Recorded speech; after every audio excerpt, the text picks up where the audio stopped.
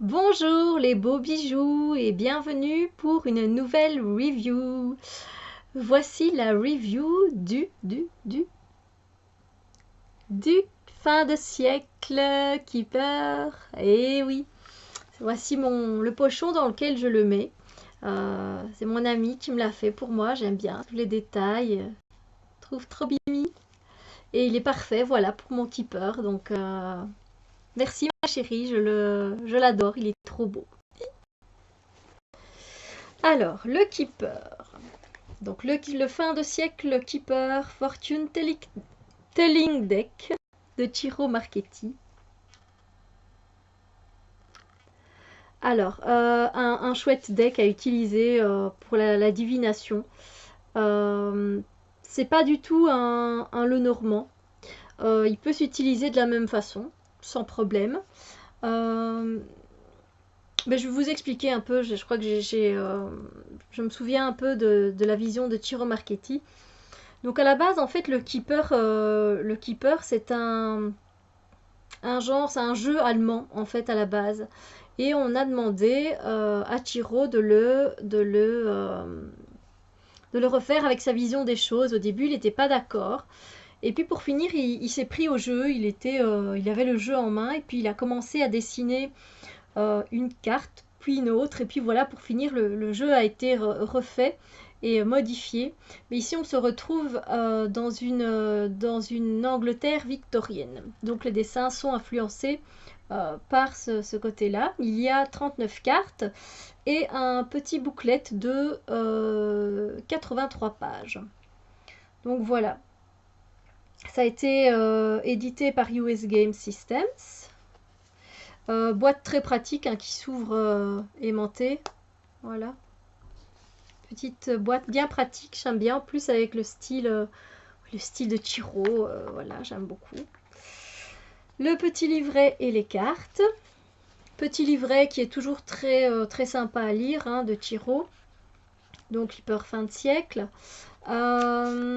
Donc oui, en premier, voilà, il explique comment, voilà, comme je viens de vous expliquer, comment il est arrivé à en faire ce deck-là que j'ai entre les mains.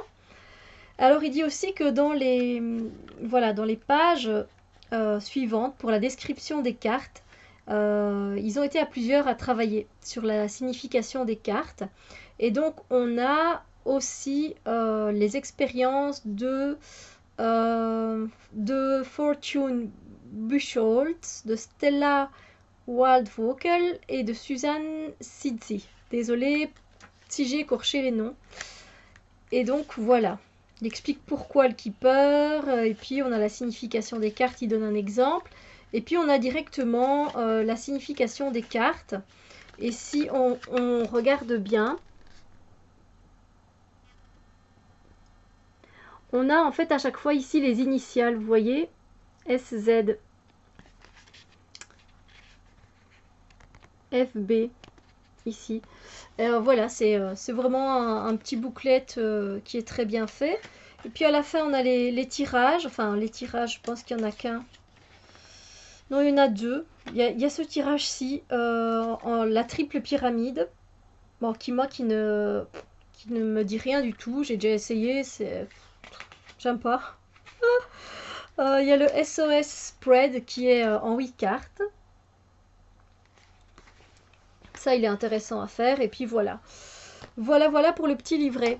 Alors, les cartes, génial, on sait trop bien les prendre en main, j'adore ce format.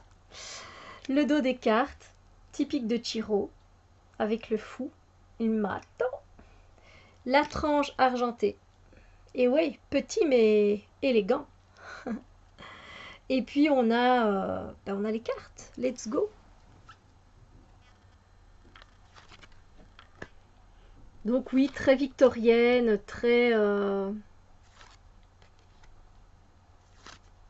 j'aime beaucoup moi ce style-là. N'hésitez pas à faire pause pardon, pour regarder les cartes hein, à votre aise.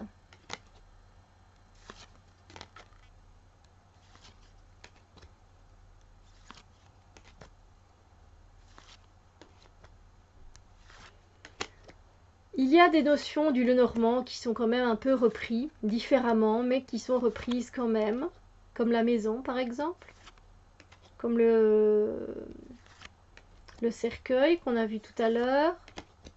Puis voilà, la consultante, le consultant.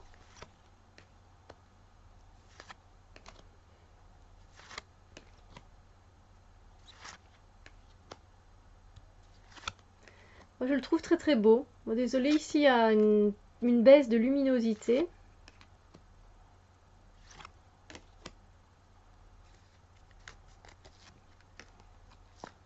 Oups.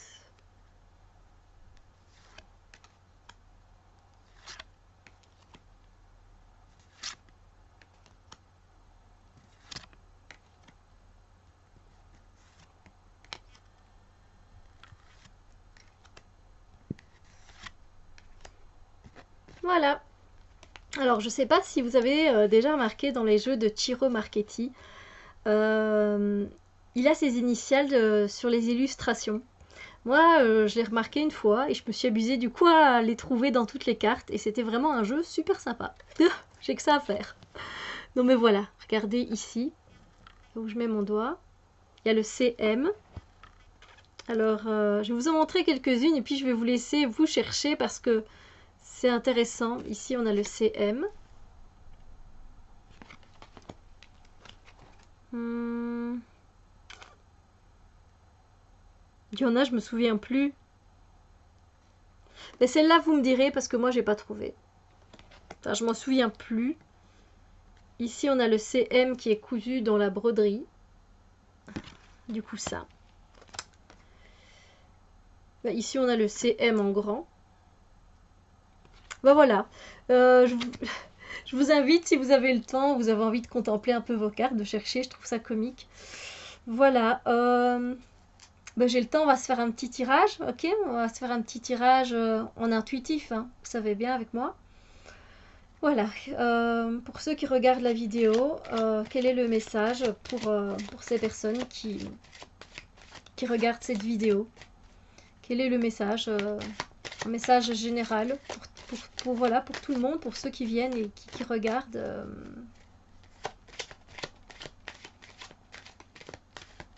Un message à nous faire passer.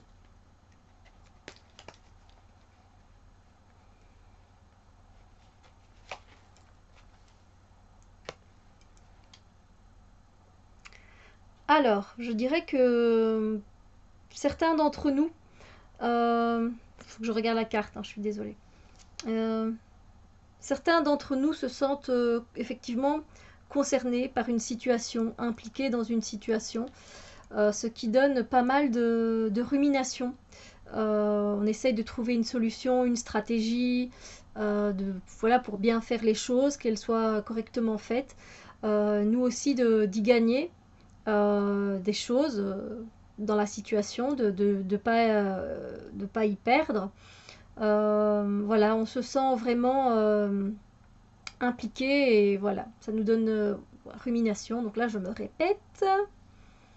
Néanmoins, on va trouver la solution. La solution est tout près.